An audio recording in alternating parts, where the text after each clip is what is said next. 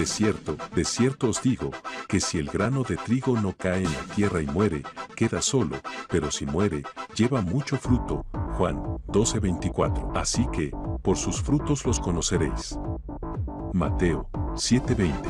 En esto es glorificado mi Padre, en que llevéis mucho fruto y seáis así mis discípulos. Juan 15:8.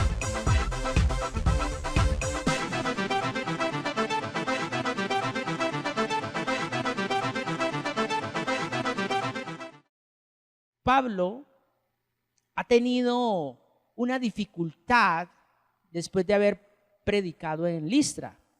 Allí literalmente casi lo linchan, lo intentaron linchar por simplemente hablar el evangelio, hablar una verdad que literalmente, si podríamos hablarlo a este tiempo, es ser repudiado. En ese entonces fue de alguna u otra manera apedreado. Tanto así que la gente pensó que ya habían matado a Pablo y lo sacaron fuera de la ciudad. Una vez que lo sacaron de la ciudad, algunos creyentes se reunieron alrededor de Pablo y se dieron de cuenta que él todavía estaba vivo. Él se levanta junto con Bernabé y siguen su camino, y es cuando llegan allí a Derbe, y ahí es donde vamos a trabajar. Vamos a leer la palabra de Dios. Nuevamente repito el texto base, Hechos capítulo 14, versículo 21 y 22. Dice la palabra de Dios: después de predicar la buena noticia en Derbe y de hacer muchos discípulos, Pablo y Bernabé regresaron a Listra, a Iconio y a Antioquía de Pisidia. Versículo siguiente dice: donde fortalecieron ¿a quién? A los creyentes. Los animaron a continuar en la fe y les recordaron, esto es clave, que debemos sufrir muchas privaciones para entrar en el reino de Dios. Me gustaría que miráramos este versículo 22 en Reina Valera, y dice: confirmando los ánimos de los discípulos, exhortándoles a que permanezcan en la fe.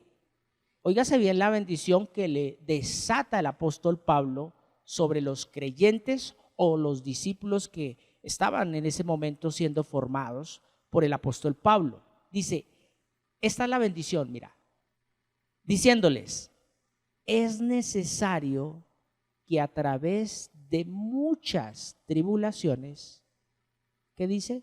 Entremos en el reino de Dios. Amén. Bien, muchas veces se habla de que la vida de un cristiano es solo victorias. Es que estamos de victoria en victoria y de triunfo en triunfo y de gloria en gloria. Pues vamos a darle la connotación verdaderamente a ese de gloria en gloria, de victoria en victoria, de triunfo en triunfo, donde literalmente la mente está enseñada, o no, mal enseñada. ¿A qué? A tenerlo todo fácil.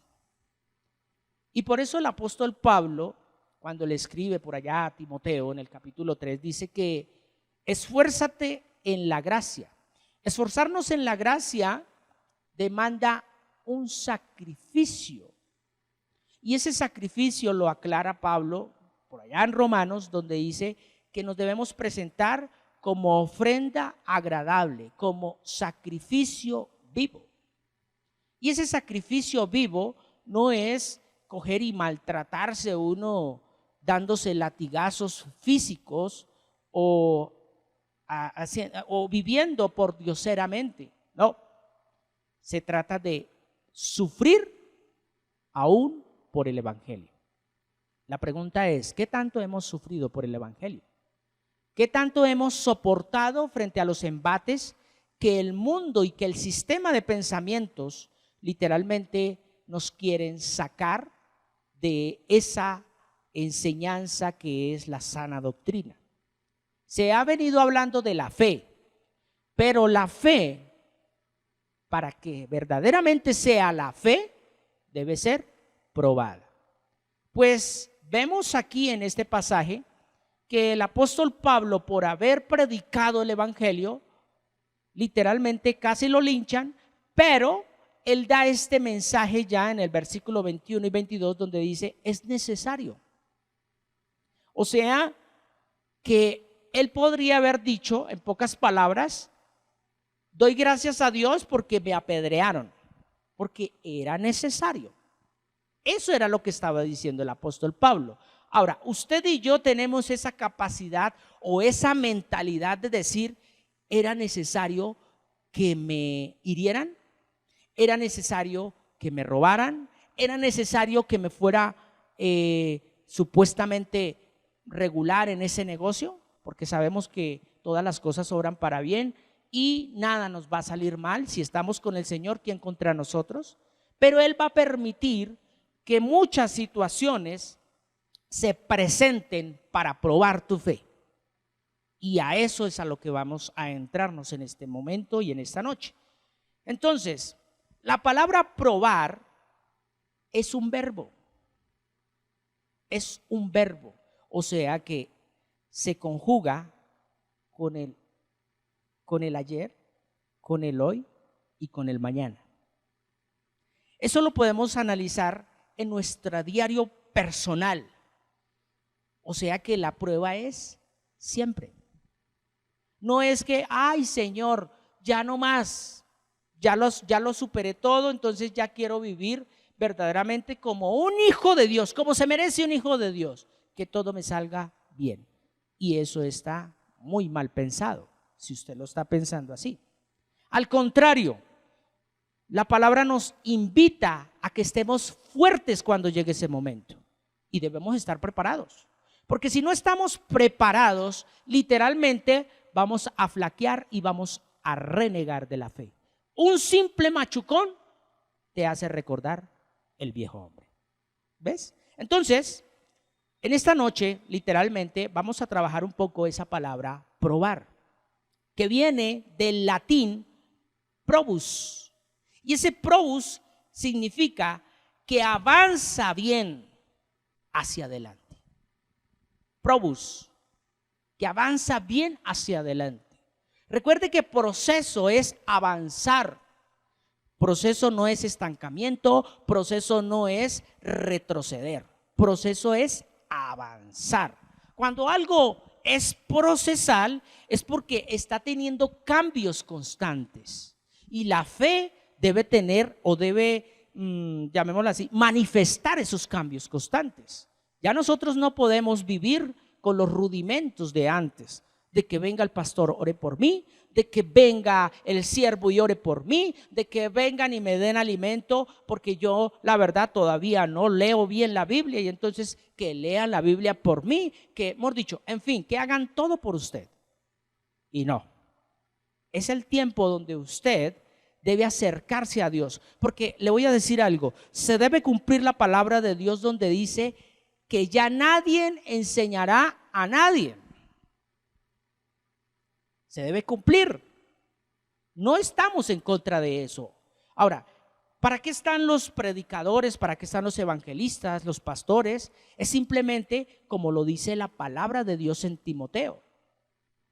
Perdón, allá en Gálatas, donde dice literalmente que es para crecimiento. Para crecimiento. Hoy en día muchos pastores no están teniendo el rol que deben tener, como lo dice la palabra. También allá está en Gálatas, en Efesios, donde los maestros están literalmente es para enseñar a la congregación a que crezcan, no a que todos se lo den. Lastimosamente muchas veces hay pastores que evitan confrontar al sirviente no, sino al congregante, al creyente. ¿A qué? A que por sí solo ya se debe alimentar. ¿Por qué? Porque es que es el que más ofrenda, porque es que de pronto se me va, y es que no, nosotros primeramente como hijos de Dios dependemos es de Dios, no de las ofrendas que pueda dar la misma comunidad. Gracias a Dios primeramente y a las vidas que dan una ofrenda, pero nuestra dependencia no es de las finanzas que traen los siervos o de los creyentes, sino de la fe, porque la fe es la certeza de lo que no se ve, la convicción de lo que se espera. En este último tiempo se ha venido hablando de la fe, pero hoy vamos a tratar la fe desde el punto de vista si es probada y permanece. Ahora, cuando nosotros miramos esa palabra probus, que es avanzar bien hacia adelante, también significa que crece y se desarrolla. Entonces, la prueba sencillamente es necesaria. Claro está que en nuestra mente no queremos ser probados. Nuestro ser interior no quiere ser probado y no quiere estar viviendo ese tiempo. Pero yo puedo decirles hoy con franqueza que es el tiempo más maravilloso de Dios, porque cuando viene la prueba es porque Dios te quiere llevar a otro nivel de fe, de fe. Pero entonces, si nosotros analizamos y observamos que muchos hoy en día que dicen ser cristianos no quieren la prueba, no quieren estar en esa prueba. ¿Por qué? Porque literalmente ellos en su mente tienen una creencia. ¿Cuál es esa creencia? Ya Cristo pagó por mí, yo no tengo que hacer nada. Y eso es más falso que una moneda de cuero. Cuando el Señor Jesucristo lo dijo, que cada día trae su propio afán, está literalmente, traduzcámoslo, cada día trae su propio proceso. Y en ese proceso sencillamente van a venir esas pruebas. ¿Para qué? Para mirar de qué estás hecho o qué es lo que tienes en tu mente. Recordemos que Adán y Eva, en un comienzo, en un principio, ellos estaban siendo formados, pero para ser formados Dios los pone a prueba. En pocas palabras, iba a mirar si lo que él había creado estaba bien formado o tenía que seguirlo formando. Si nosotros vemos Dios allá en la palabra, allá en Génesis, dice que cuando creó todo era bueno en gran manera. Él no dice ahí, y todo era perfecto. No, él dice era bueno en gran manera. O sea, que podía ser mejorado. Y eso es lo que busca Dios con nosotros. A cada uno de nosotros se nos ha dado una medida de fe, pero esa medida de fe debe crecer. Dice la palabra que al menos como un granito de mostaza. Al menos. Y cuando dice al menos, quiere decir que la medida que Dios nos dio es muy, pero muy pequeña. Es muy pequeña. Pero la tenemos. Todos la tenemos. A cada uno se le fue dada una medida. Ahora, cuando nosotros hablamos de una medida, estamos hablando literalmente de que en algo debemos creer. En algo. Y todo ser humano nace con llamémoslo así, con esa necesidad, como con ese imán que debe buscar a alguien, a un ser supremo. Y eso lo podemos ver en los niños. Los niños, ¿en quién confían? En su mamá, en su papá. y sencillamente se imaginan que su papá es su Dios, que su papá es el que le va a proveer y ellos no se afanan. ¿Ve? Ahí hay una medida, pero esa medida no se puede quedar creyendo en los hombres, porque literalmente cuando ya uno va creciendo, uno les debe enseñar que, hijo, yo no te proveo, o hija, yo no te proveo, el que provee aquí es papá Dios. Entonces ya uno lo empieza a conectar esa semillita con la fe, porque escrito está, maldito el hombre que confía en el hombre. Pero lastimosamente nosotros como padres o nuestros antepasados nos transmitieron fue creencias, y esas creencias nos llevaron a la religión, que es religare. Les recuerdo que es religare, que es lo que hemos hablado mucho en el discipulado. Religare es atar, amarrar, ceñir fuertemente, y así está mucha gente hoy en día. Y la fe es la que me libera, la fe es la que me saca de la ley. ¿Por qué? Porque antes de que existiera la ley, escrito está, lo escribió el apóstol Pablo, antes de que la ley existiera, estaba la gracia. Y la gracia es por fe. Algo que usted no merecía, pero Dios la da. Ahora, cuando miramos esa palabra probus, también podemos mirar que de ahí se deriva la palabra probar, probare y probo. Probo, la palabra probo, significa persona confiable. Eso es lo que busca Dios en nosotros. Persona confiable que está bien capacitada para pasar cada prueba que se le asigne. Eso es lo que busca Dios, que usted sea probo. Por eso viene la prueba. Cuando usted es probo, es una persona confiable. ¿Qué quiere decir? Que Dios le va a dar más. ¿Qué quiere decir? Que si usted antes resucitaba gatos, ahora va a resucitar perros. Estoy poniendo un ejemplo, solo un ejemplo, como para tenerlo en cuenta. Y que si ya usted sigue avanzando, ese probo, o sea, que usted empieza a ser esa persona confiable, Dios le va a entregar más. Y así sucesivamente. Pero si no somos, dice la palabra, si tú no eres fiel en lo poco, no esperes lo mucho. No esperes lo mucho. Y entonces, ¿por qué Dios nos necesita? O sea, es necesario que estemos en prueba. Y estar en prueba no es estar en la consecuencia de mis errores. Eso hay que tenerlo en cuenta. A veces nosotros contamos en el día de mañana sin haber contado con Dios. Y hacemos el negocio sin haber consultado a Dios, y consecuencia de eso quizás puede venir un fracaso, una situación económica adversa. Bueno, ¿cierto? No podemos llamar a eso prueba. No lo podemos llamar a eso prueba. Esas son consecuencias de la desobediencia. Ahora, ¿qué es prueba? Vamos a mirarlo, vamos a detallarnos un poquito más en ello. Para ello quiero que me acompañe a la primera carta del apóstol Pedro, capítulo 1. Vamos allí a la primera carta del apóstol Pedro. Vamos a leerlo en Nueva Traducción Viviente, por favor.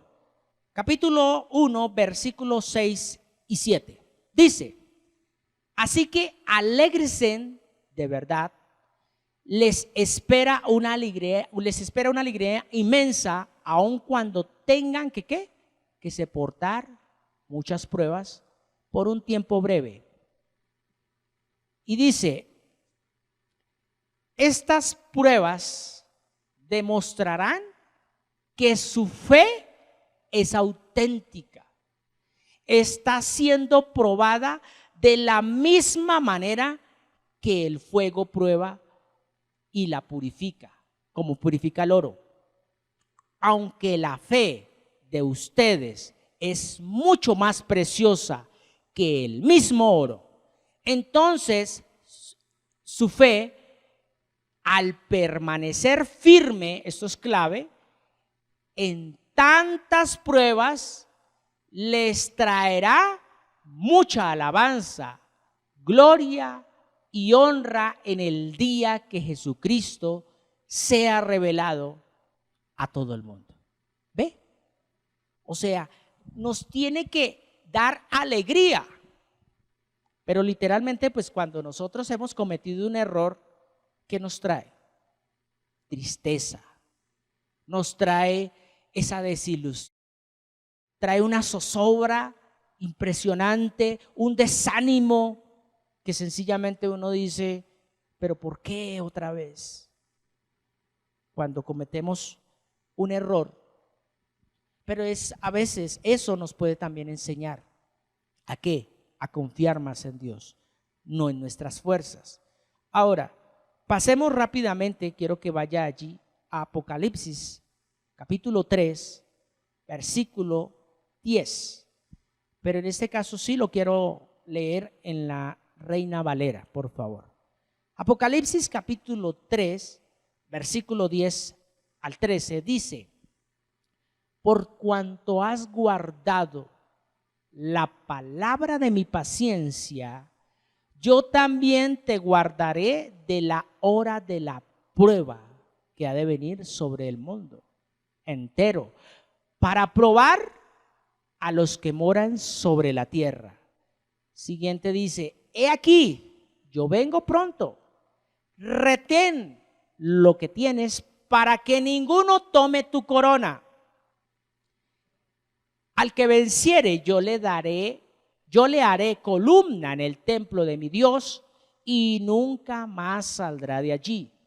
Y escribiré sobre él el nombre de mi Dios y el nombre de la ciudad de mi Dios, la nueva Jerusalén, la cual desciende del cielo de mi Dios y mi nombre nuevo. Versículo 13.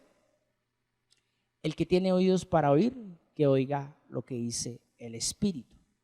En pocas palabras, la fe es ese filtro que no permite que yo desconfíe de algo que Dios ya ha prometido.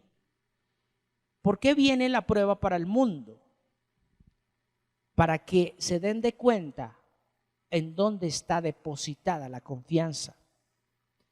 Muchos confían en las riquezas materiales y pocos confían en la riqueza espiritual. Y ya sabemos, como lo decía ahí Apocalipsis, tú retén la palabra. Esa es la riqueza. No es quizás para muchos gran tesoro, ni para muchos quizás es algo que se pueda hacer un trueque con ella, pero sí, la verdad es la riqueza más grande que Dios nos ha entregado. ¿Por qué? Porque es la que nos lleva a la vida eterna. Y la vida eterna no se compra con dinero. La vida eterna, o sea, ¿cuántos quisieran ahorita con el dinero que tienen poder traer a un ser querido nuevamente a la vida? Ya no lo pueden. ¿Cuántos quisieran ahorita en estos momentos que están pasando una enfermedad poder comprar vida para seguir viviendo en esta tierra? Pero no pueden. Pero la palabra de Dios es la vida que permanece aún nosotros estando muertos físicamente, porque espiritualmente dice la palabra: aunque esté muerto, vivirá. Ahora, con respecto a lo que estamos mirando, pasemos rápidamente cómo el apóstol Pablo allí a la carta a los Romanos, en el capítulo 8, versículos 16 y 17, en la Nueva Traducción Viviente, cómo el apóstol Pablo desglosa de tal manera en estos dos versículos ese momento que es crucial y es muy importante. Dice: pues su espíritu se une a nuestro espíritu para confirmar que somos hijos de Dios. Y versículo siguiente: y como somos sus hijos, también somos ¿qué? Sus herederos. De hecho, somos herederos junto con Cristo de la gloria de Dios, pero si vamos ¿a qué? A participar de su gloria, también ¿qué? Debemos participar de su sufrimiento. Prueba. De la prueba. Debemos ser parte, si queremos estar verdaderamente fortalecidos y sobre todo allí en una vida eterna con Cristo, debemos ser partícipes de ese sufrimiento, de esa prueba que Él vivió. Nosotros ya no vamos a terminar de pronto en una cruz colgados, traspasados. Quizás no. En algunos otros países quizás la situación es muy complicada para muchos creyentes. Pero hablemos aquí, especialmente los latinos, aquí en Latinoamérica. ¿Cuál es ese sufrimiento que debemos padecer? Sencillamente es no ser amigos del mundo. Óigase bien, el Evangelio de Juan dice que quien se hace amigo del mundo se constituye en enemigo de Dios. ¿Cómo me hago yo amigo del mundo? Cuando yo soy partícipe de los pensamientos que el mundo siempre tiene. Entonces, ¿cómo yo puedo contrarrestar esa situación, esa adversidad que el mundo viene a traer?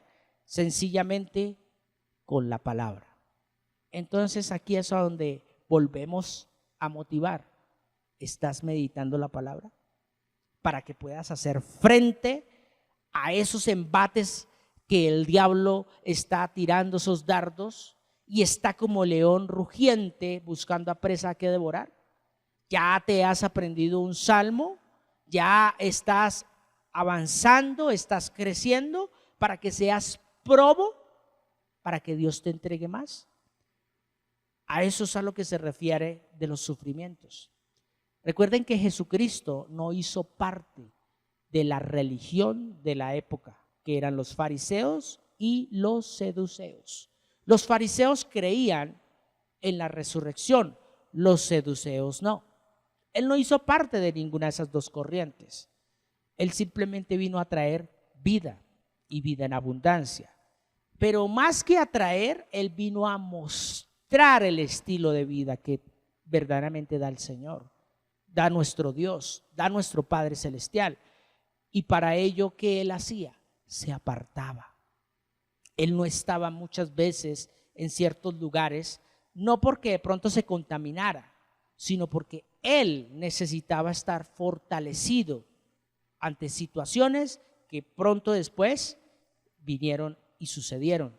Ya sabemos que tanto así que a pesar de que Él oraba, Él mantenía con la palabra, Él hablaba con la palabra y Él era la palabra, hubo un momento en la cruz que Él dijo: Padre, ¿por qué me has abandonado? Tremendo, tremendo. Él al expresar: Padre, ¿por qué me has abandonado? Y eso tiene una connotación muy profunda. ¿En qué sentido? No tanto porque el Padre lo haya abandonado, porque el Padre estaba en él, sino porque sencillamente él por un instante sintió ese dolor, ese sufrimiento que quizás él nunca quería experimentar.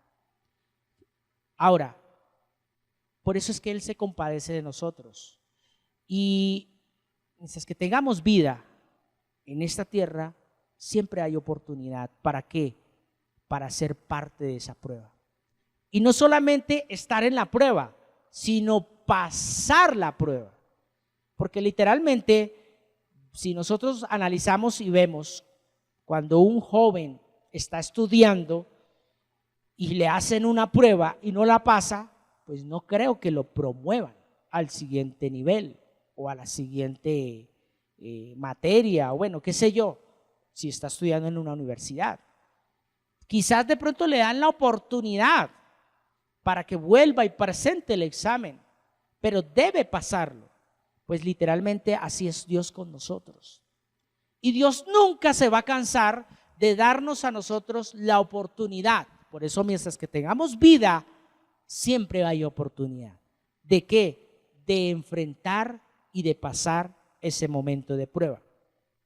Ahora, allí en Hebreos capítulo 12, versículo 3 al 11, mire cómo Lucas describe esta parte que nos puede edificar un poco más acerca de este tiempo de prueba. Dice, piensen en toda la hostilidad que soportó por parte de pecadores. Así no se cansarán ni se darán por vencidos.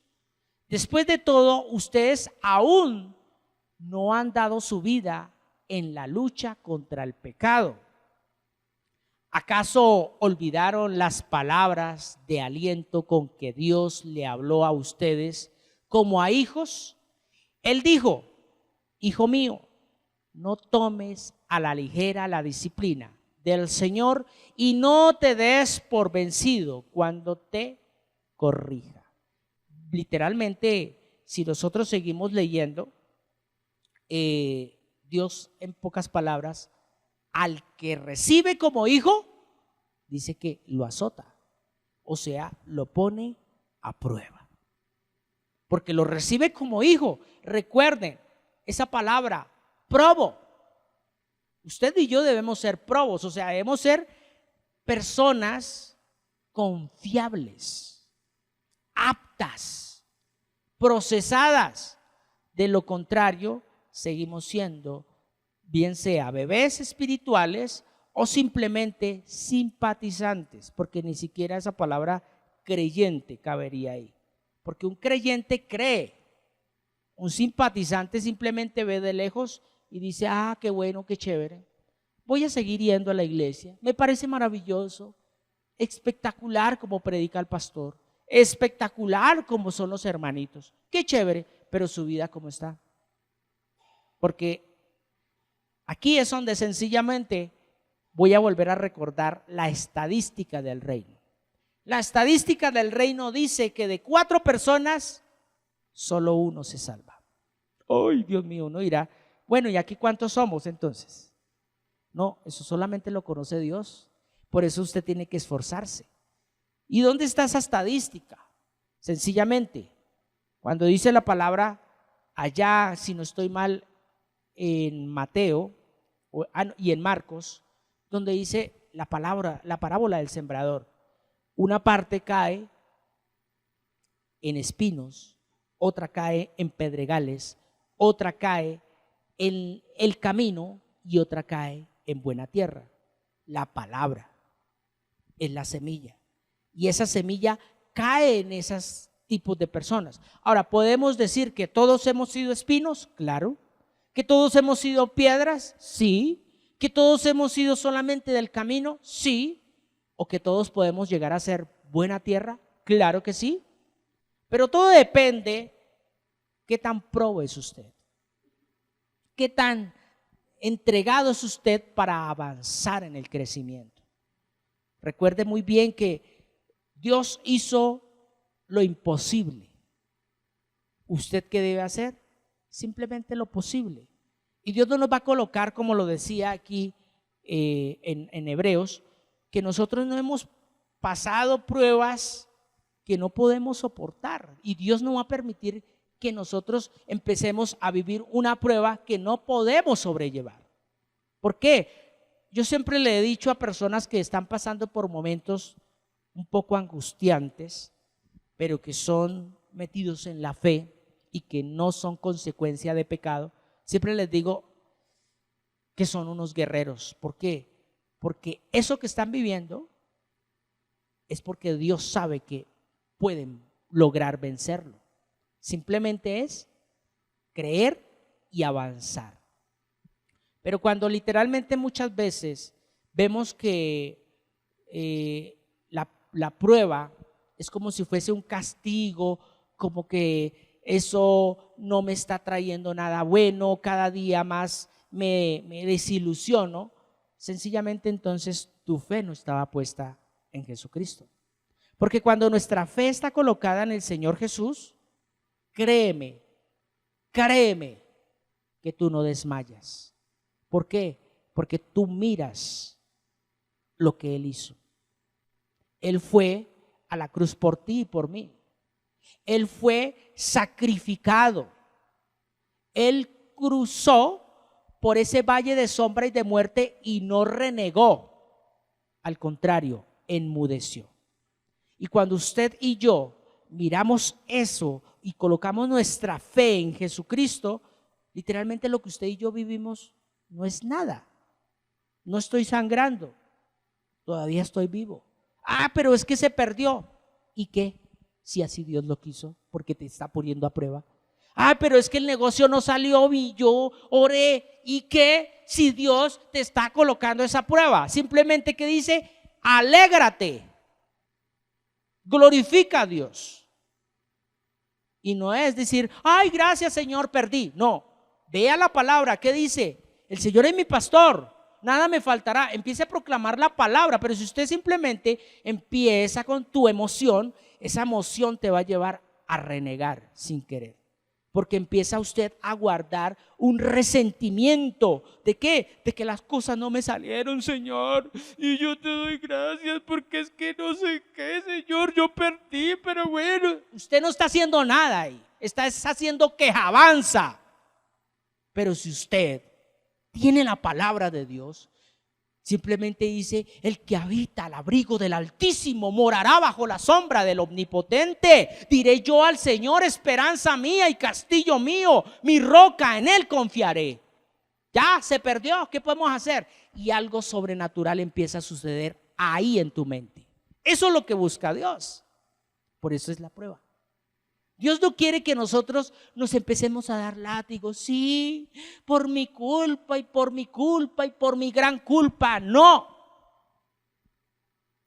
¿Por qué? Porque Dios te está poniendo en un examen para que tú enfrentes esa realidad y salgas aprobado. Así hayas perdido ante los hombres, pero ante Dios tú ganas. Alguien decía, creo que fue Maturana, que decía que perder es ganar. Pues literalmente en Cristo, perder no es perder, es simplemente avanzar. En Cristo Jesús, porque en el mundo sí perder es perder. Y perder allá sin Cristo, literalmente se te viene el mundo encima, se te vienen los pensamientos, se te viene la desilusión, tanto así que mucha gente termina en estos tiempos quitándose la vida. Hoy lastimosamente, tengo que decirlo, escuchaba una noticia por allá de un personaje muy importante que hizo producción de cine y de muchas películas, fue un productor muy importante, tanto así que él dijo, pido la eutanasia y pago, y ya. Y cree que con eso ya logró la salvación, ya descansó.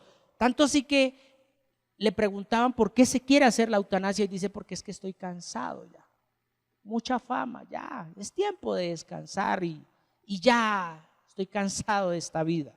Un hombre famoso, un productor de cine. Llegar a ese punto de decir, no, ya, yo sé que voy a descansar. Sí, cómo no, derechito para el infierno. Derechito para el infierno. Y pues, la verdad, muchos de los que decimos ser cristianos, estamos supuestamente buscando la comodidad, el confort, que a mí no me toque. Ay, no, yo no voy por allá. Ay, no, yo no le predico a este. Ay, no, este gamín. Ay, no, qué boleta. Ay, qué ceba. Ay, no, qué pereza. Está lloviendo. No, yo voy mañana. Qué triste. Qué triste. Y decimos que somos los hijos de Dios. Pero bueno, hace parte de este proceso. ¿Para qué? Para despertar en este último gran tiempo, donde dice la palabra que debemos hablar a tiempo y afuera y fuera de tiempo. Bien, ahora pasemos rápidamente allí a Filipenses, capítulo 2, versículo 5. Filipenses capítulo 2, versículo 5. Mire lo que dice. Y quiero mirarlo aquí. Bueno, vamos a leerlo primero en Nueva Traducción Viviente. Dice: tengan la misma actitud que tuvo Cristo Jesús. Siga. Versículo 6.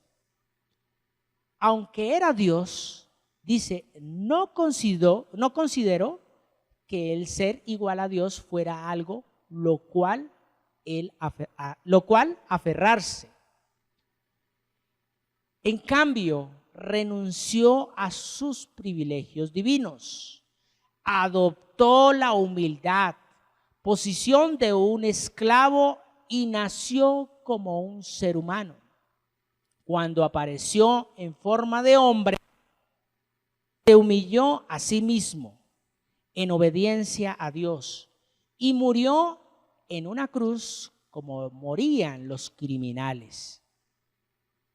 Por lo tanto, Dios lo elevó al lugar del máximo honor y le dio el nombre que está por encima de todos los demás nombres, para que ante el nombre de Jesús se doble toda rodilla en el cielo y en la tierra y debajo de la tierra. Y último versículo, y toda lengua confiese que Jesucristo es el Señor, para gloria del Dios Padre. Vemos acá esta cita donde sencillamente recibió recompensa por pasar ese momento de prueba. Pero más que un momento de prueba, fue un momento de tribulación tremenda, donde él, siendo azotado, lo decía Isaías también, dice que enmudeció, no abrió su boca para defenderse, y como oveja al matadero fue llevado. Pero vemos qué recompensa recibe él después. ¿Usted quiere recompensa de Dios más que de los hombres? Porque cuando queremos recompensa de Dios, sencillamente debemos estar firmes. Hay un texto que literalmente dice, someteos pues a Dios y resistid al diablo. Cuando yo me someto a Dios es porque estoy bajo el dominio de Él, bajo sus pruebas, para poder resistir frente a esos pensamientos, porque a veces pensamos que el diablo es con cachos y está en la otra persona, o está por allí, o está en el televisor, o está en el celular, ¿no? Es esos pensamientos que están dentro de usted mismo y que hacen parte de la vieja naturaleza, del hombre pecador. Ahí es donde se mueve literalmente. No podemos decir que el diablo entonces es omnipresente, no. Simplemente él bota un dardo y ese dardo es un pensamiento. Por eso la palabra de Dios nos habla de la armadura de Dios. Y una parte de la armadura de Dios dice que debemos acechar los dardos del enemigo con la fe. Y es ese escudo que literalmente no es algo físico, pero sí es algo espiritual. ¿Con qué te estás escudando? Por eso, si tú resistes al diablo es porque estás sometido a Dios. Pero si tú estás resistiendo a la prueba, resistiendo a ese tiempo que Dios da a nuestras vidas, que es precioso, sencillamente es porque estás bajo el dominio de ese pensamiento que no agrada a Dios. Porque la verdad, a veces muchos le echan la culpa a Pepito o a Pepita por las situaciones que viven. Ahí están sometidos bajo el dominio del diablo. Pero cuando yo estoy sometido bajo el poder de Dios y estoy resistiendo a ese pensamiento que el enemigo coloca, sencillamente no juzgo, no critico, simplemente me quedo callado y avanzo. Aún así salga mal librado. Así digan, pero ¿por qué no se defiende? Diga algo, responda. Tiene la oportunidad de poder juzgar, de poder señalar, porque es que eso es lo que busca el enemigo. Muchas veces pensamos que resistir al diablo es simplemente no decir groserías, no fumar, no tomar, no hacer esto, no hacer lo otro. No, eso ya es la consecuencia de un pensamiento. Usted donde debe resistir es ahí, en esa manera de pensar, donde sencillamente el enemigo te va a decir, mírela, júzguela, empiece a mirarla, observe qué está haciendo, qué no está haciendo, qué hizo mal, qué hizo que está desbaratando, qué es. Pero para ello, pues la única manera de estar sometidos a Dios, vuelvo y reitero, es con la palabra. Y ya para ir culminando, quiero que vayamos a 1 Corintios, capítulo 10, versículo 12 y 13. Dice, si ustedes piensan que están firmes, tengan cuidado de no caer. Las tentaciones que enfrentan en su vida no son distintas de la que otros atraviesan. Y Dios es fiel, no permitirá que la tentación sea mayor de lo que puedan soportar. Cuando sean tentados, Él les mostrará una salida para que puedan, ¿qué? Resistir. Ahí está. No tengo que explicarlo, sencillamente Él da la salida, pero no es a tu manera, sino es a la manera de Dios, porque dice, Él es el que da la salida. Normalmente uno siempre cuando está en esos momentos críticos, uno ya empieza a decir, bueno, ¿dónde me muevo? ¿A quién le pido? ¿A quién esto? Voy a hablarlo financieramente. Si usted ha estado en una situación financiera donde Dios lo está poniendo a prueba y usted empieza a decir, bueno, ¿qué hago? Listos, entonces voy a pedir prestado allí, con esto pago allí y con esto invierto y esto, y vuelve otra vez y cae. Y por eso es que resulta mucha gente pidiendo dinero a el gota a gota, literalmente. ¿Qué sucede ahí? Resistió ¿a quién? A Dios. Resistió a Dios y se sometió al diablo. Así de fácil.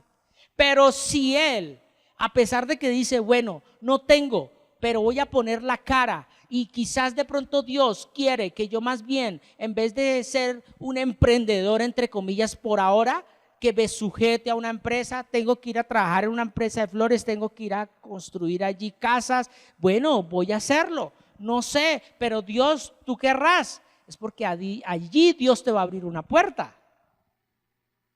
Es porque sencillamente allí vas a distinguir de pronto a alguien que verdaderamente te va a llevar a ese nivel de crecimiento económico, donde vas a emprender algo que de pronto no era para ti en ese momento, pero que vas a entenderlo. ¿Ves? Ahora, mire lo que dice en cuanto a este versículo, es muy precioso porque a veces Dios permite que eso suceda simplemente para entrenarnos. Jueces capítulo 3, versículo 1 al 4. Dice, el Señor dejó a ciertas naciones en la tierra para poner a prueba ¿a quién? A los israelitas, que no habían conocido la guerra de Canaán. Sigamos. Lo hizo para enseñar a pelear en la guerra a las generaciones de israelitas que no tenían experiencia en el campo de batalla. Vamos a ir hasta el 4. Esas son las naciones que son los filisteos, que vivían bajo el dominio de los 5 gobernantes filisteos. Todos los cananeos, los sidonios, los heveos, que vivían en las montañas del Líbano, desde el monte Baal, Hermón, hasta el Lebo Amat. Y versículo 4, el Señor dejó estos pueblos con el fin de poner a prueba a los israelitas, para ver si obedecían los mandatos que el Señor había dado a sus antepasados por medio de Moisés. ¿Ve? La prueba no es llegar porque sí, no. Es parte de nuestro proceso. Es parte del crecimiento espiritual y sobre todo es parte de hacer crecer la fe. Porque lo leíamos, debe ser probada vuestra fe, que debe ser más preciosa que el oro. Y recuerden que el oro se prueba con fuego. ¿Y para qué se prueba el oro con fuego? Para sacar todas esas impurezas. O sea, lo que estábamos mirando, para dejarlo probo, o sea, aprobado. Oro fino, de buenos quilates. Y pues si la palabra dice que vuestra fe debe ser probada como el oro, ¿por qué? Porque necesita esa fe pura. Y el oro, entre más se pruebe, más puro queda. ¿Sí sabían ustedes? O sea, por decir algo, yo cojo una barra de oro, la meto en el horno de fuego, se derrite.